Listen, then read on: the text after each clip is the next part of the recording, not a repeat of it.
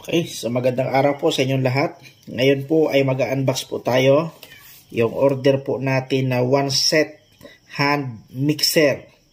Ito po ay panghalo ng itlog kung gusto yung gumawa ng cake.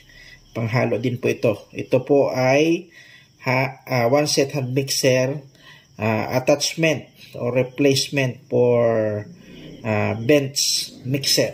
Ayan. So huwag na po natin patagalin, buksan na po natin. So, dalawang item po ito na siya po ay mayroong tigtatlong po siya blade. Kaya 6 po ito. 6. In-order naman po natin ito dahil marami po tayong paggagamitan ng panghalo. So, pag pinanghalo na po natin yung ito, chemical, ay hindi na po natin pwedeng gamitin yung sa hindi na po natin pwedeng gamitin sa iba.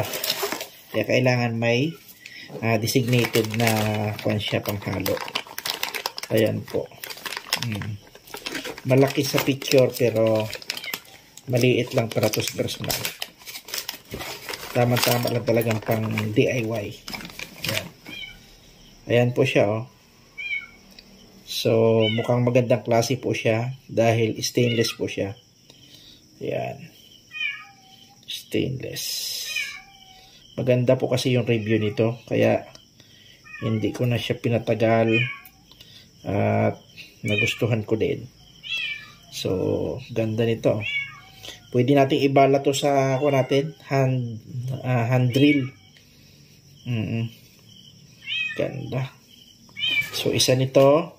Isang po ito, ang haba po nito ay isang dangkal. Yan, oh. Nasa isang dangkal po ang haba nito.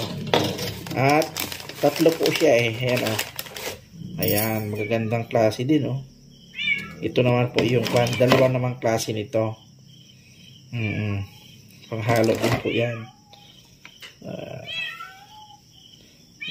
So ito, kung maliit po ito, ay pwede ko po itong dugtungan. I-weldingan ko lang po yan dyan.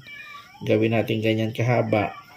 Para kung sakaling malalim-lalim yung hahaluin natin, ay maabot po natin. Ayan. Kakasing haba lang po yan sila. Ayan. Ayan. Yan po yung unang set. Ito po yung pangalawang set. Buksan po natin lahat para makita natin na kung walang damage.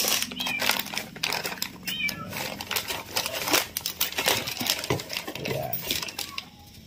Ayan po. Wala naman pong damage so far. Magandang klase ito. Tapos tumikit. Ayan. Okay din po ito.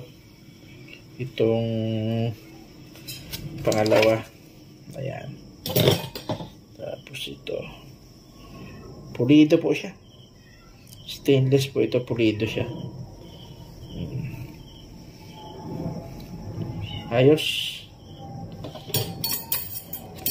Ayan. Mayroon na tayong 2 set na blade mixer. Ayan po. 2 set po yan. Ayan. Nabili lang po natin yan sa halagang 276. Ayan. Napakamura lang. Meron ka ng ganito karaming blade ng mixer. Stainless pa. Ayos. So, sana nagkaroon kayo ng idea. Kung kayo po interested dyan, ay bibigay ko po sa inyo yung link. Pinagbilhan po natin yan. So, yan po ay gagamitin natin. Pwede din sa pagkain. Pwede din sa paggawa ng sabon. Pwede din sa paggawa ng shoe polish. Gagamitin natin yung panghalo. Itong mga na to. Para halong-halo talaga. Okay, ayos.